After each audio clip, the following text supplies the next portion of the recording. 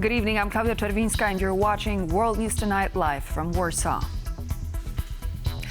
As the location of the Trump-Putin meeting was confirmed, Ukraine's Volodymyr Zelenskyy said his country could not violate its constitution on territorial issues, adding that Ukrainians will not give their land to occupiers. More on that later, but before we dive in, let's take a look at tonight's headlines. New information surfaces regarding the whereabouts of a missing Belarusian opposition figure. Poland's new president, Karol Nawrocki, is invited to the White House. And the 56th edition of Polish Arabian Horse Days commences in eastern Poland. U.S. President Donald Trump has confirmed that he will meet with Vladimir Putin in Alaska on August 15th. As of yet, President Zelenskyy has not been invited, prompting fears in Kyiv that a deal about Ukraine could be done without Ukraine. Our correspondent in Kyiv, Alex Kadier, has been discussing this development with Ukrainian lawmakers and joins me now. Good evening, Alex. So let's start with the meeting in Alaska. What details do we have so far? Well, good evening, Claudia. We know it'll happen about 6 days from now. It'll happen on the 15th of August, as you rightly mentioned, in the U.S. state of Alaska. That in itself significant. There was speculation perhaps it could happen in Turkey, in the UAE. Instead, it will happen on U.S. soil. The last time Vladimir Putin was in the United States was 10 years ago at the United Nations General Assembly in New York back in 2015. That in itself a significant development. But of course, behind the scenes, a rush to understand the negotiating positions of both sides. Has been reporting in German media that perhaps the U.S. envoy Steve Witkoff might have misrepresented the Russian position in these negotiations. That in fact Russia wants to claim all of the Donbass region in exchange for other parts of Ukrainian territory. So again, the details of exactly what this plan might look like still being hashed out behind the scenes. But we heard, of course, from President Zelenskyy himself about territorial concessions, whether or not that is acceptable to Ukraine. Let's have a listen to what he had to say. The answer to the Ukrainian territorial issue is already in Ukraine's constitution. No one will and cannot back down from this. Ukrainians will not give their land to the occupier. Ukraine is ready for real solutions that can bring peace. Any solutions that are against us, any solutions that do not involve Ukraine, are solutions against peace. They will not bring anything. These are dead solutions. They will never work, and we all need a real living peace that people will respect. We are ready, together with President Trump, together with all our partners, to work for a real and, most importantly, lasting peace, a peace that will not collapse because of Moscow's wishes. Over the last few days, President Zelenskyy has been hitting the phones and coordinating with European partners. What came out of those conversations? Yeah, Claudia, that's been a big part of the Ukrainian presidential strategy, is rallying support from European partners. He spoke to Alexander Stubb, the president of Finland. He spoke to Pedro Sanchez, the prime minister of Spain. He spoke, of course, to Emmanuel Macron, the French president, who himself spoke to Friedrich Merz of Germany, Keir Starmer of the UK. President Macron backing up President Zelenskyy, saying that any decisions about Ukraine have to involve Ukraine, but because this is about Ukrainian and European security, it has to include European leaders as well. We know that the officials from the United States, from Ukraine, and from some NATO countries, you would imagine, including France and others, have been in intense discussions trying to shape up a negotiating position. We have seen reporting in the Wall Street Journal saying that the Europeans have an alternative solution, an alternative proposal, which includes an immediate ceasefire before any further negotiation, and that any territory exchange would only be on a reciprocal basis with ironclad solutions. Of course, that European proposal coming in the context of fears that European countries may just be sidelined by this meeting between President Trump and President Putin. Well, I put that very question to Ukraine's former deputy prime minister about what she thought European countries should now do. Let's have a listen. I hope that they will speak up. I really think that they should not be acceptive to the very idea of conversation with regard to ending of the war, to peace, to European security without them, after they've been supporting, after they've been giving, after they have been also resumed some of the future responsibility for the, hopefully, for the restoration of Ukraine after the war, that they would not be there and their word would not matter. So I think this is not acceptable. So clearly the Ukrainian side wanting the European powers, their European allies, to perhaps put a little bit of muscle in, perhaps try and be more involved in these negotiations. Now, as I said earlier, Claudia, there have been discussions on the officials level between European partners, the US and Ukraine. And we've heard in the last few minutes from Axios saying a US official says that today's hours-long meetings produced significant progress toward President Trump's goal of bringing an end to the war in Ukraine ahead of the meeting between himself and Vladimir Putin of Russia. So clearly some things happening behind the scenes, but we will still need to wait to get the exact details of what these negotiations will look like. Claudia. Thank you so much, Alex. That was Alex Kadir reporting live from Kyiv. The Trump-Putin meeting has the potential to finally bring an end to the fighting in Ukraine. But at what cost? Could the price tag be potentially too high to accept? Kazimierz Wysiak takes a look at the red lines for all parties involved as the U.S. president prepares to negotiate without Ukraine present at the table. The war in Ukraine has been raging for more than 3 years, and while no one is more tired of it than the Ukrainians themselves. I want peace. I want everyone who can still return to return alive. The upcoming meeting between US President Donald Trump and Russian leader Vladimir Putin is both a source of hope and concern. From my perspective, it more and more reminds us of Munich 1938. And of course, there are grave concerns on the Ukrainian part that United States and Kremlin dictator might discuss the future of Ukraine, our fate, and decide it without our participation. But even though Ukrainian President Volodymyr Zelenskyy won't be at the meeting in Alaska, that doesn't mean he will agree with everything decided there. That Ukraine is not gonna accept and recognize official occupation of Ukrainian territories by Russia as something, de facto or de jure for the future. And Ukraine will not be ready to sign even a ceasefire deal if there is no, confirmed tracks of how Ukrainian security will be supported. Russia currently holds around 20% of Ukrainian territory. According to reports by Politico, Moscow could agree to freeze the conflict along the Kherson and Zaporizhia front if Ukraine gives up the Donbas region. And the recognition of occupied territories as Russian is not the only thing Vladimir Putin likely hopes to gain from his meeting with Trump. Putin clearly wants to focus not just on Ukraine, but on a broader relationship, a renewal of a relationship, a reset of the relationship between Russia and the United States. And he signaled that, or his administration signaled that, when they described the Witkoff conversation with Putin earlier this week as one that focused not just on Ukraine, but on the prospects of broader cooperation between the United States and Russia. And given Russia's previous track record of violating peace agreements, Ukraine has little reason to trust their good intentions this time as well.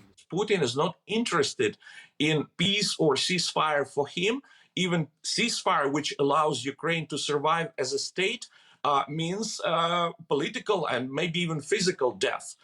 He cannot back down, he can only double down. The United States was supposed to slap Russia and its biggest economic partners with secondary sanctions on Friday. That hasn't happened yet.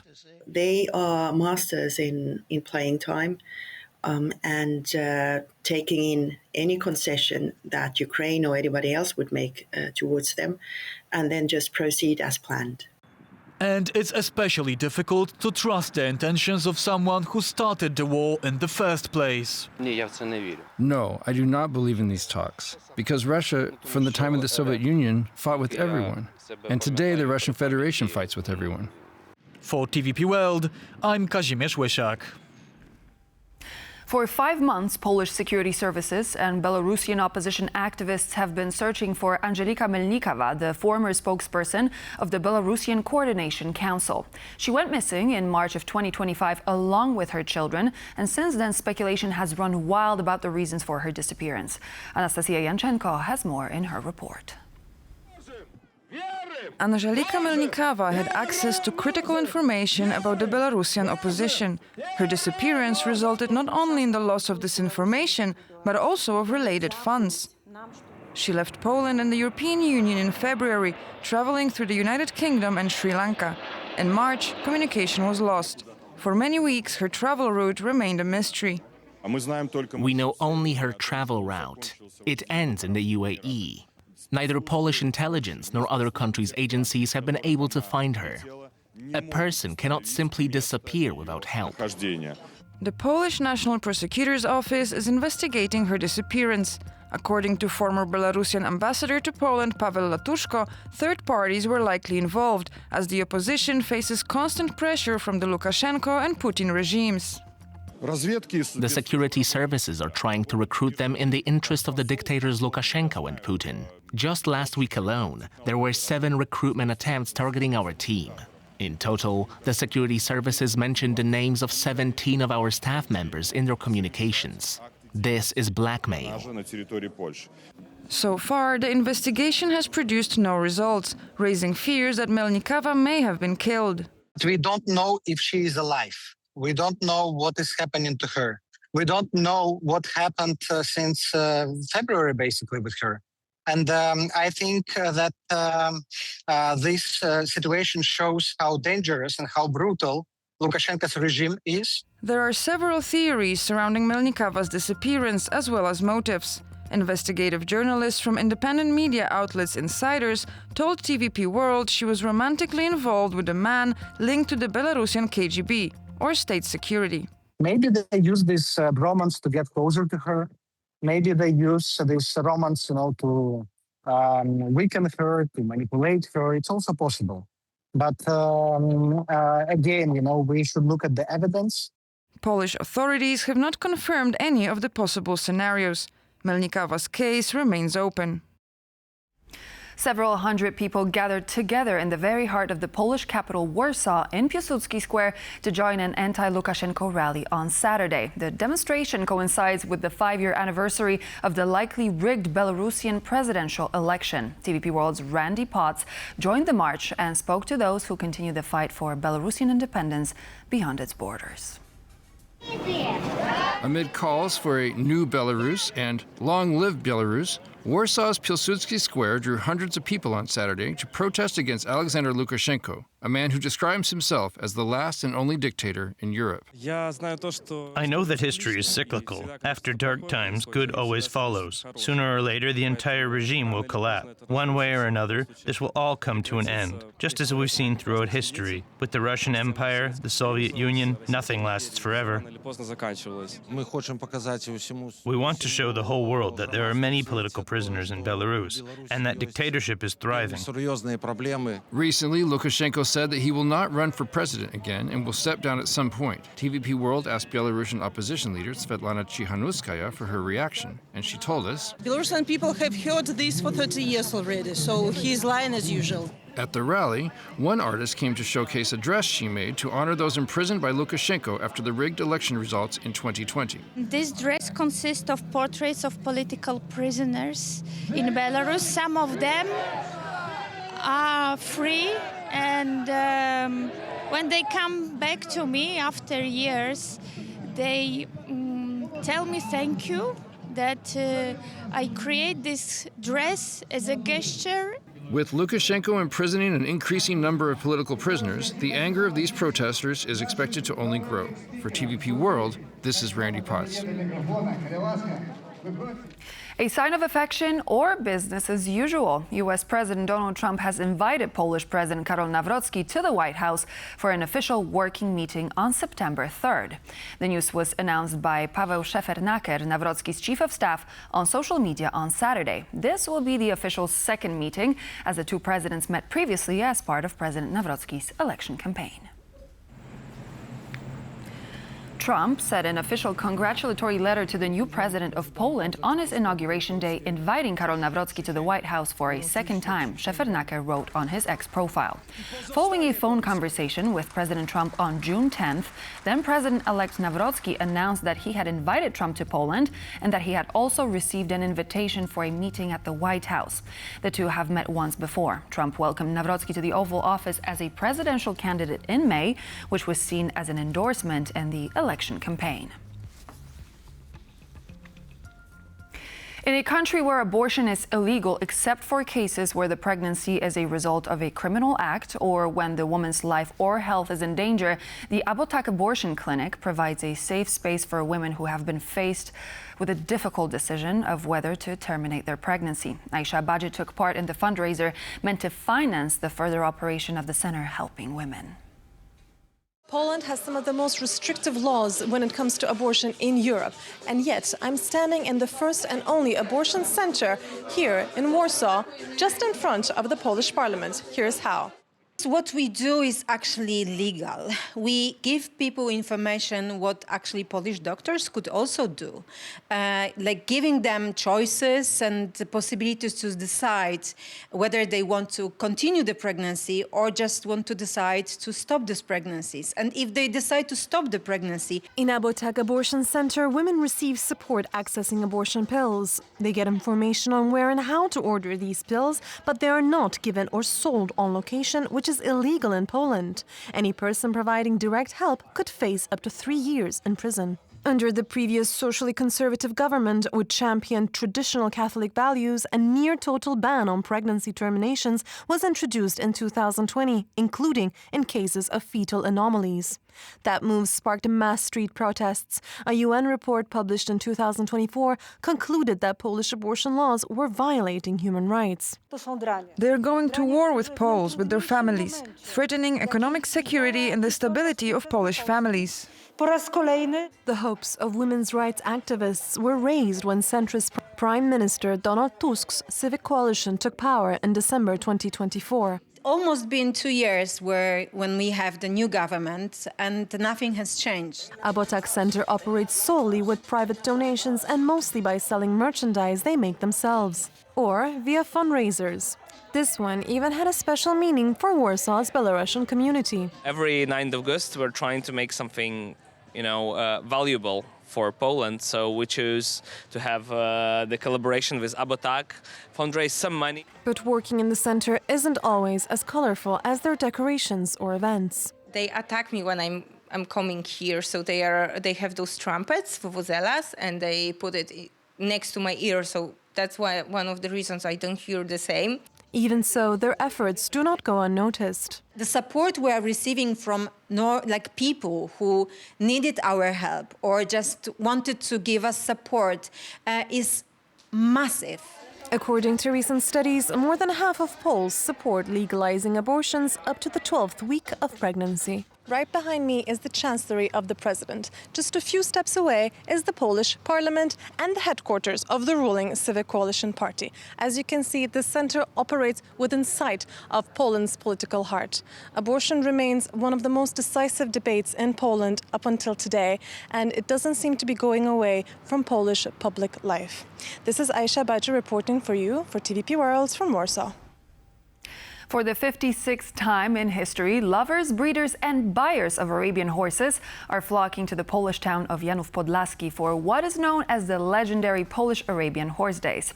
This year, for the very first time, the show included horses from abroad. Natalia Komarow attended the popular event and has this report. Handsome gentleman behind me is called El Mauro, and today he will take part in Polish championships, so he is now preparing. Here in Janów Podlaski, every year, Polish Arabian Horse Days are organized in a historic stud which opened in 1817. There have been so many horses that have been crowned here as national champions that have gone on to be world champions, U.S. national champions, European champions, All Nations Cup champions. So this is a source of some of the best Arabian horses in the breed and in the world. We asked the horse show judge to find out what criteria are used to crown a champion. We judge horses on 5 categories: type, head and neck, body, legs, and movement. So each part take like 20%. So based on that one, we take the total of the percentage, and based on the highest score will be the best and close to the perfection. Over the past few years, the number of breeders in Poland and the region has grown exponentially, and so has Polish Arabian Horse Days, which is now a 3-day event. Most of my lines are Polish lines. So because of it, I am here. And I competed here in the competition. And it is because I love Polish horses, I love Polish lines, I know them very well. This year, the event was opened with a championship organized under the patronage of the United Arab Emirates. For the first time ever, horses bred outside of Poland had a chance to compete in Janów Podlaski. This means a lot to us. The Arabian horse is a dear creature to our hearts.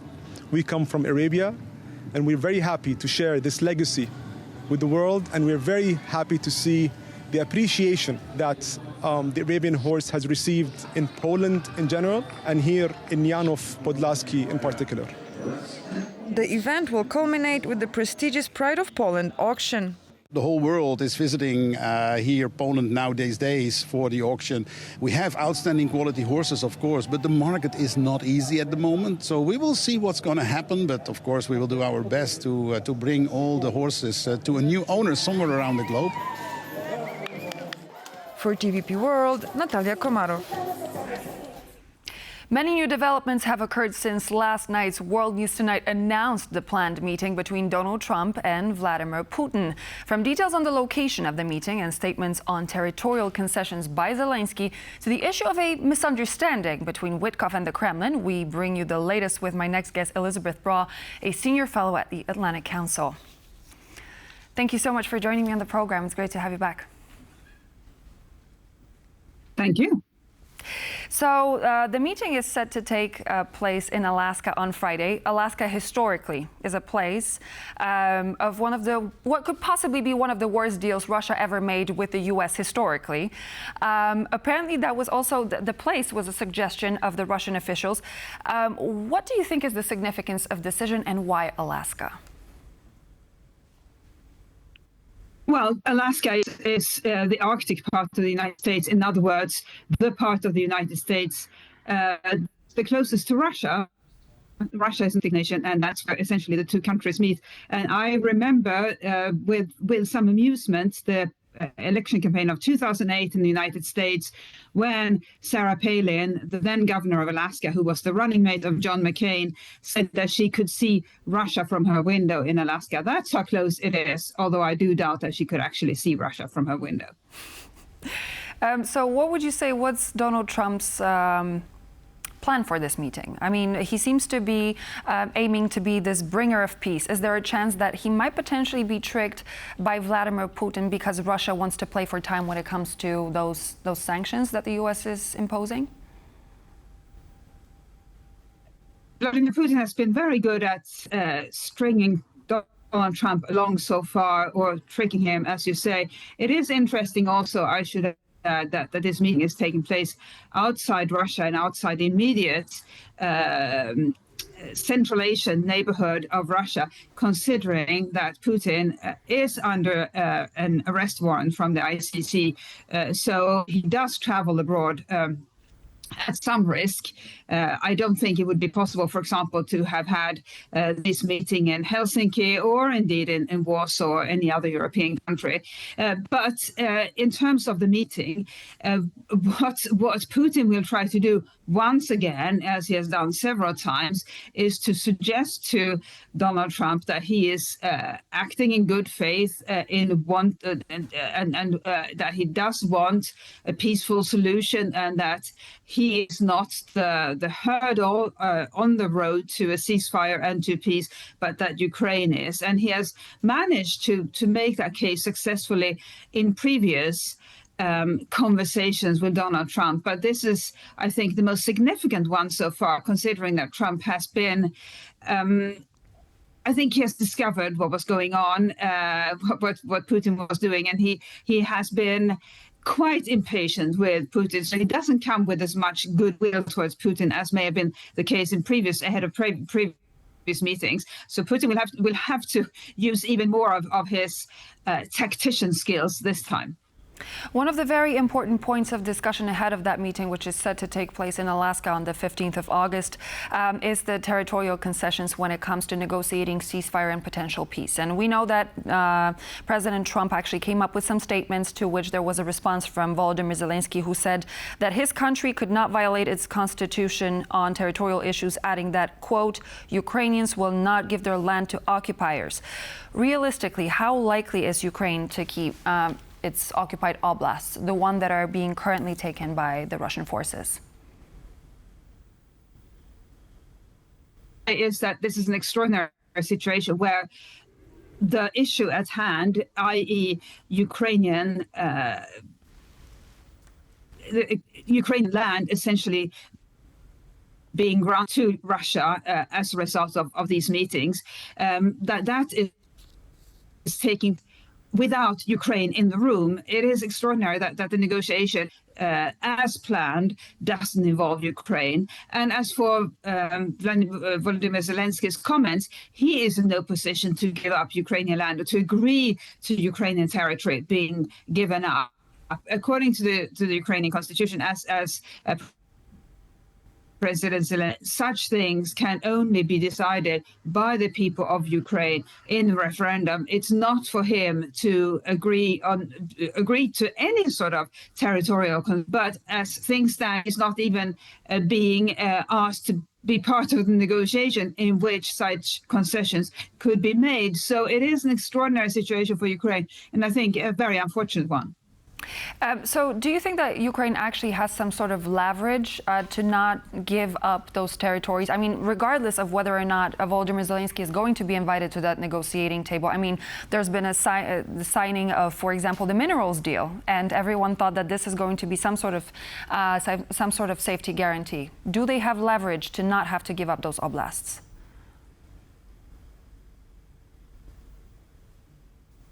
Ukraine the leverage, but no, the victim of an invasion by a neighbor has a lot of leverage. That country is at the mercy of the international community, which, by the way, promised through the United Nations to the victims of territorial aggression. Every country that's a member of the United States has promised to defend countries that are victims of territorial aggression by other countries. So Ukraine doesn't have a lot of leverage. What I would mention, though, is the Ukrainian hack of a Russian submarine that took place.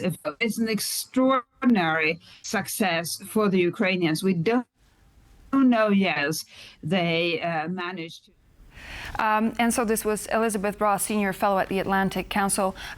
Thank you so much for joining me. This was World News Tonight. I'm Claudia Czerwińska, and I hope to see you back here on TVP World for more news and features.